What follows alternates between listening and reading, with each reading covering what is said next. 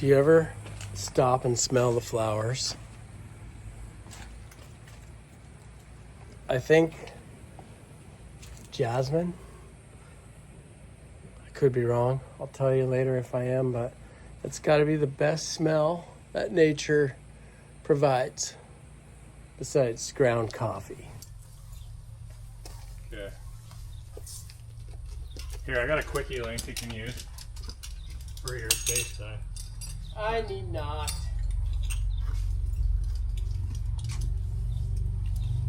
Okay. Never been one to call you stubborn, but today... Stubborn? Look, I'm done. You are done.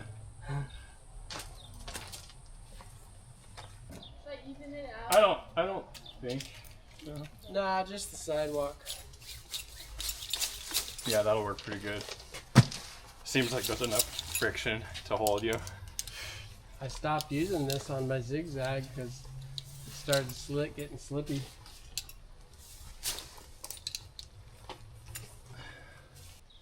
Monkey Beaver 2.0 harness for the win. We're planting a dogwood today, among other little removals and prunings that we're doing. So, audience, little birch trees coming out. I'm SRT'd above into a different one, which is going to be pretty handy. It's going to make this even easier than it was going to be. We've been taking care of this little lady's property for years and years, and I've been kind of, well, I haven't cut very many trees down because I think they're kind of cool, but she has a new caretaker, and the caretaker is not liking the overhang, which to me doesn't really, you know, if you got clearance, overhang is not a problem to me if it's not an insect highway. This is a little close, but I don't know if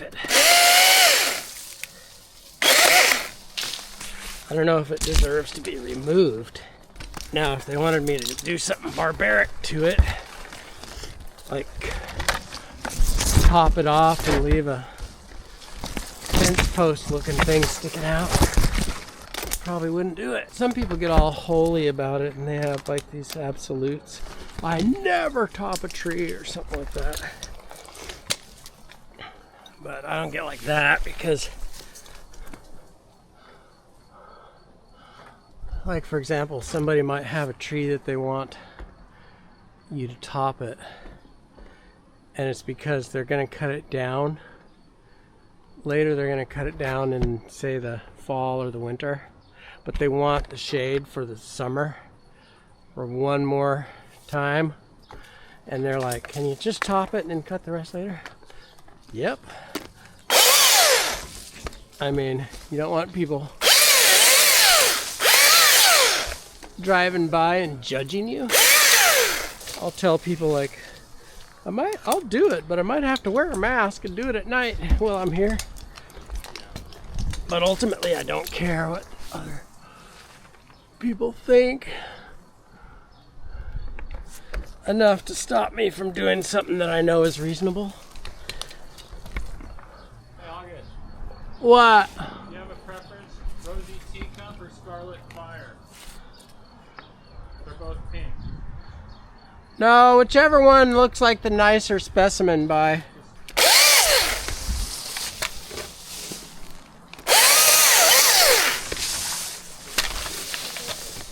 My throw line shot up there, I was looking at it,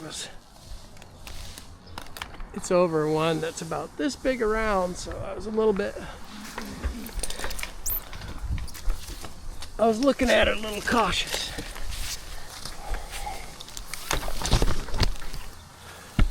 Watch out, spider. There you go. There you go.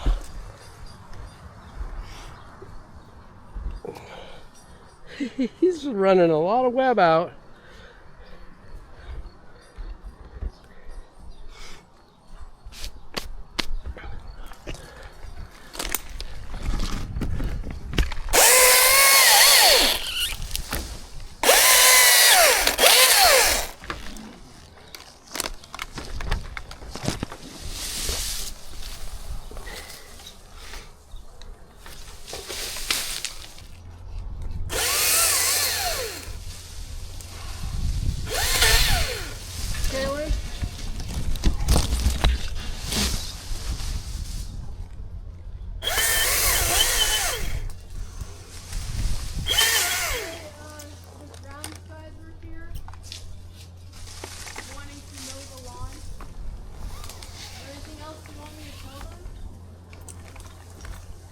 mean, if they're just mowing the lawn, I suppose we can put up with it.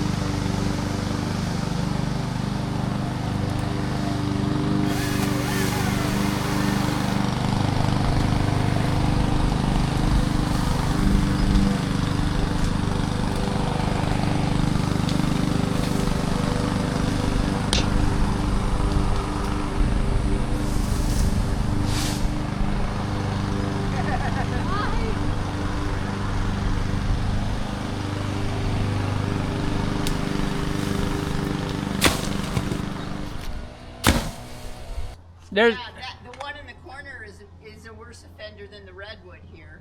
yeah, but that one we have to take care of, or being in that wet spot, Right. it'll topple. Right.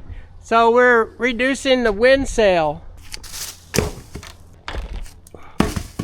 All of these trees for years. I'm getting kind of annoyed with micromanagement by a non-owner. Yeah, that makes sense. Yeah, I'm gonna pretty soon here. I'm gonna start asserting myself if I have to, because my interest is my client, and she's very elderly, and we've done well for many years. There's no reason to stress her out with things that may or may not need to be done right now. Yeah, that's what I said the worst thing about saying, like, we'll let them know, we'll see what we're going to do today. But We'll get done whatever we can today, and then we'll talk about it after. I'm doing what is most pertinent today.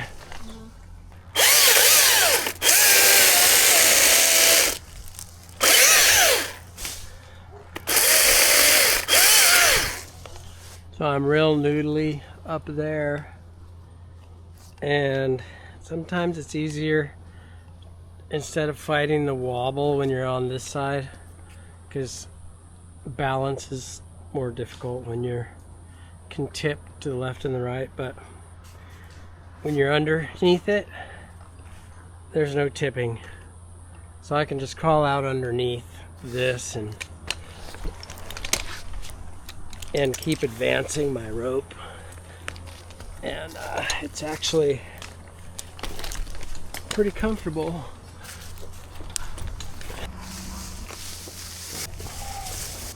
So when you start putting, you feel the one you're on moving, starting to sag down, then you know you definitely need some help. So this takes some of my weight over here.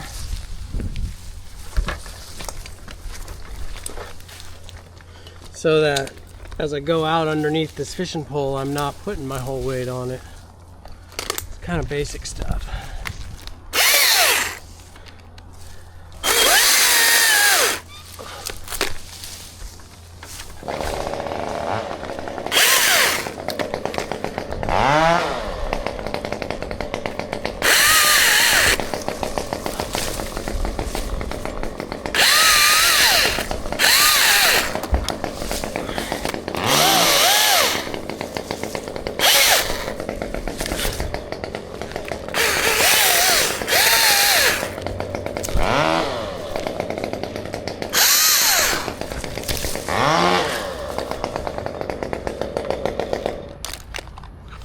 I have to actually, the reason I mention that is I actually have to go pretty far out this thing.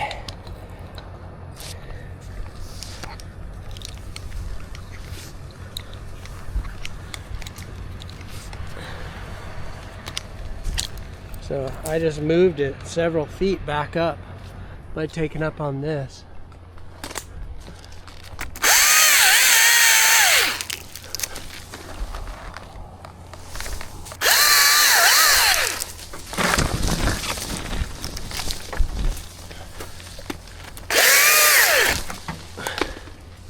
Could have sat in the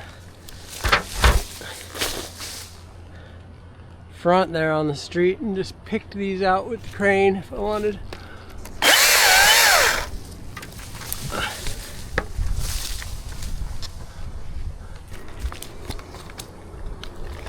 Fish on.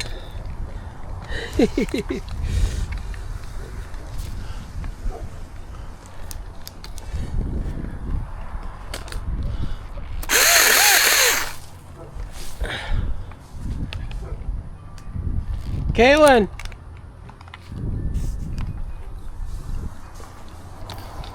I think she's out front. Okay. You calling me, August? No.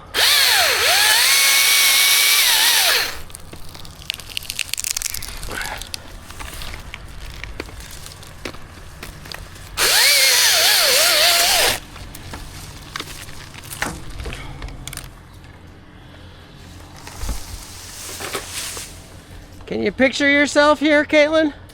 Yeah. Look.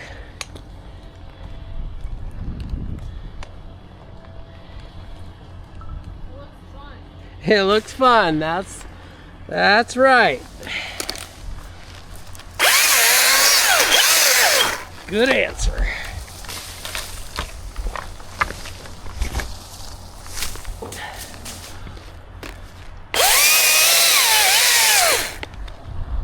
I wrote a poem about it.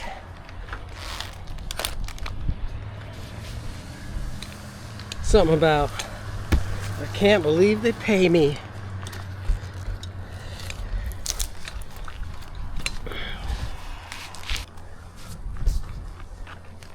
Yeah, see? That is fun.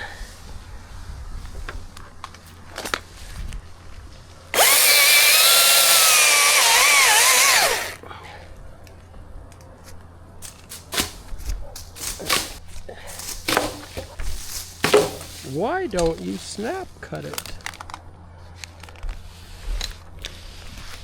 Then you don't have to one-hand the saw. Oh, thank you for the advice here.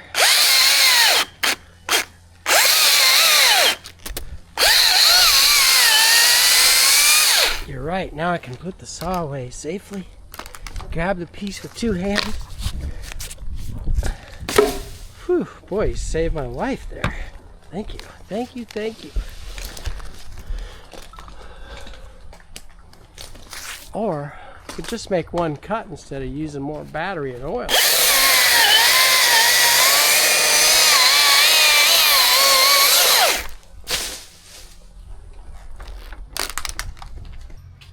thought I didn't understand it. You're a little close. What do you want me to do? Stand with your hand like there and catch it. Don't put your hand close to me. Look.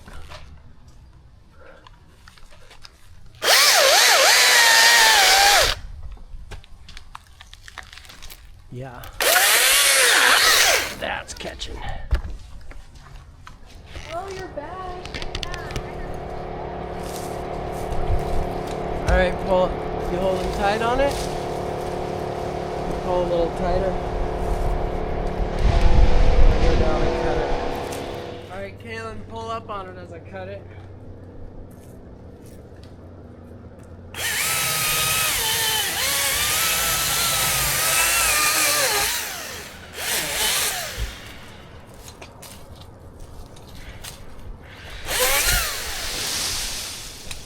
All right, it's all yours.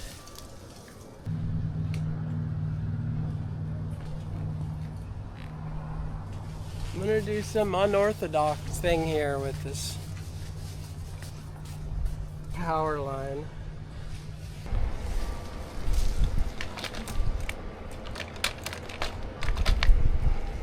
Keep it tight as it comes off.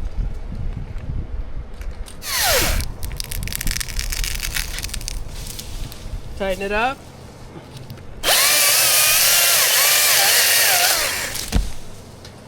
There you go, you got it. Yeah. And then I'm gonna go down there and make the cut, and then I'll have you kind of keep up with me.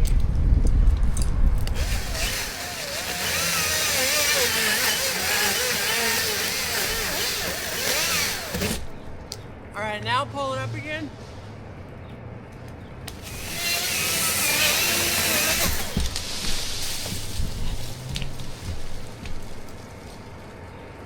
All right, that was a little western, but we got it. Okay.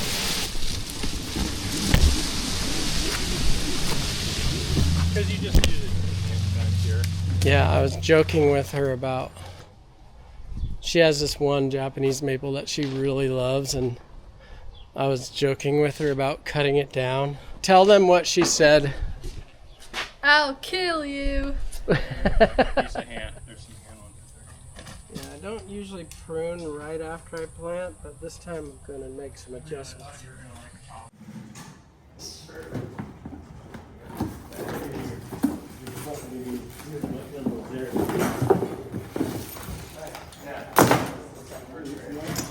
What's that? Do you have any more?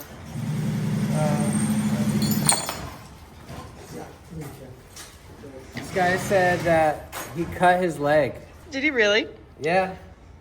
It's funny, that doesn't seem like that much of a cut, but... Well, evidently it did more damage to him than it did the harness. Well, that's good. So what do? Just send him a new leg pad? Yeah. Yep. Just We'll throw just all rip... this away and put a new leg pad together? Yep. That's exactly what we'll do. All right, Bill. New leg pad coming. Be careful with this one.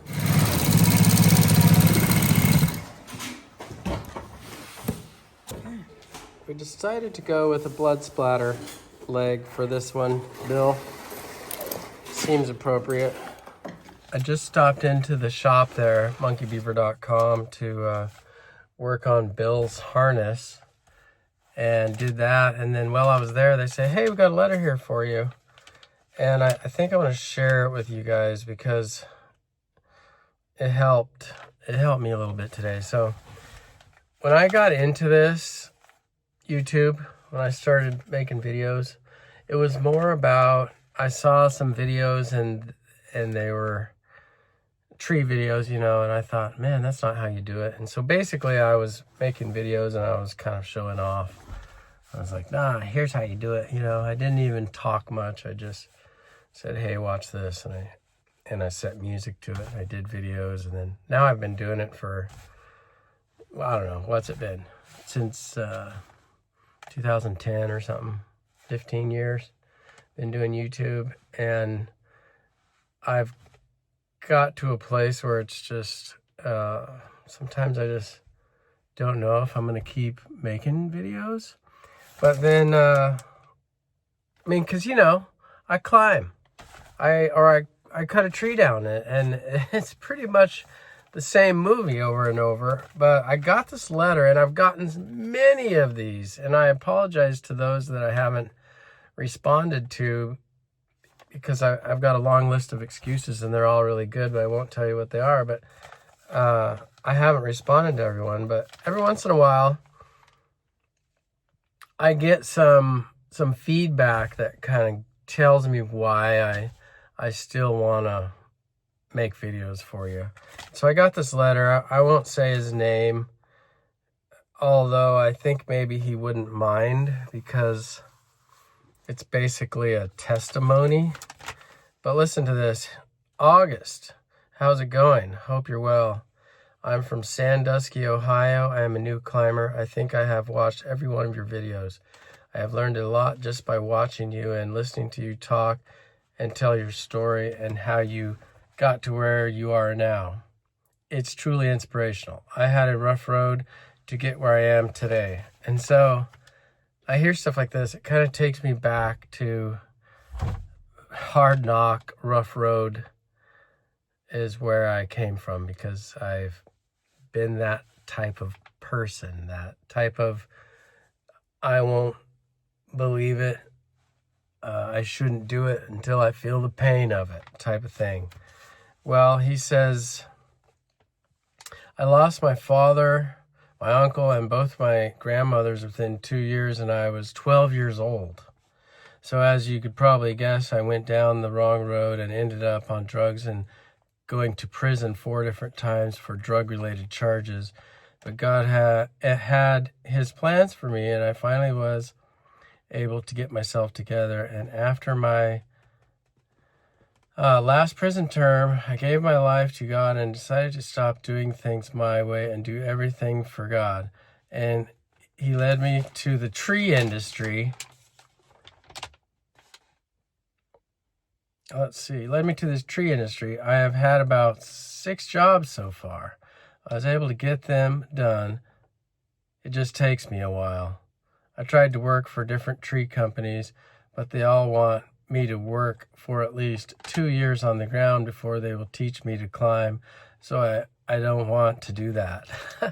And I think that's interesting because I started a company because nobody would let me climb. Not that I knew how to climb. I did not know how to climb. I was a guy who saw people do it and thought I could do it. And so I learned. I suffered pain. I had things happen. But it kind of takes, maybe it's not for everyone, but a lot of times of an aggressive profession like this is only gotten into by somebody who will take it by force, who will say, you won't let me? Well, I'll let me, and you go do it. So I respect that. And I like to hear that. Although when I'm training people, nobody would be my teacher, right? Well, now it's different. Now, if I am training somebody, now I try to be the teacher that nobody would be for me. And now maybe if they're smart, they don't have to learn by the hard knock pain that I learned from. And the people that you've seen me sort of cultivate, like Damien, wow, they've been able to become awesome without pain, without the struggle, without the ambulance, okay? And I don't want to sound like I'm taking all the credit for that, because I understand that it's rightful to take some of it, but they wanted it. They kept showing up. They did it in their off time. They are made for this. So it's on them more than me, but I just think it's cool to see what I wanted to see for me. Like with my daughter, I just picked up a bunch of gear for my daughter. She just keeps showing up. She keeps picking up sticks off the ground, and I'm like, this girl deserves. So I'm in this birch tree yesterday, and I was like, does this look fun to you? And I was like shaking it around, and she said, yeah, that looked fun. So she's probably, of all my kids, probably the most likely one to run with it. Anyway, I tried to work for a few different companies. Okay, we covered that. And by the way, working for 2 years on the ground is not a bad idea. But if you want to go out and take it by force, then so be it. I did. So let's see. I don't want to do that. I own my own business, and I do roofing, siding, gutters, and I'm trying to add tree trimming and removals to it. So I'm doing roofing to buy tree gear. Thank you. I do tree climbing when I have free time to help brush up on my skills. But on my first job, when I got up there and took my first top out, I had a feeling that I never felt before. And at that moment, I knew this is what God put me on the earth to do. So ever since then, I have been hooked and can't get enough of it.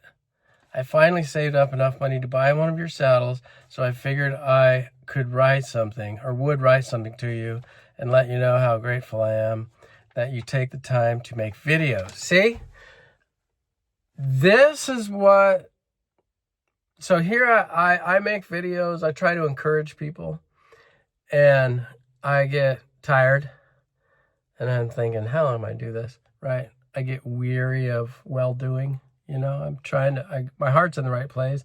It's not just all about me anymore like it used to be. It's not like, hey, watch me show off. But then something comes back where you're encouraged by someone you didn't even know, right? This guy, and I've never met him. And here he's giving me something I need. So he says, take the time to explain things. You have truly helped me out more than you will ever know. That's true. I'll bet you, because I don't know more than this. So just wanted to say, keep it up, and thanks for everything you do. God bless. If you have any advice for me or would like to reach out, my number is 555-555-555-555. If not, it's no big deal. Very humble, very, what's the word? He's giving something away without expecting anything in return. It's authentic. So I want to thank him. His name is Brent. And I just want to thank you for that, because it actually, it helps me sort of refocus and center myself on why I do what I do. And it gives me new energy to do it. And some people won't like you talk about God and stuff, but I like it. And I think that the reason I say your name is because one of the ways we overcome the world, or we overcome ourselves, is by testifying, by testimony. Whatever even if you take God out of the picture, if you're one of those people that wants to do that, if you testify of what helped you get the freedom or the enlightenment that you needed, then you're basically paying it forward. You're taking something that you got and you're giving it back. The same way I couldn't find a teacher, I went and I beat myself up, and now I get to teach people the way I wish I would have been taught. And so it's just this big circle, and I just want to take a minute and talk to you on the Really Real today. So thanks for listening, and I'll be here a little longer, it looks like. Monkey people, dum dum.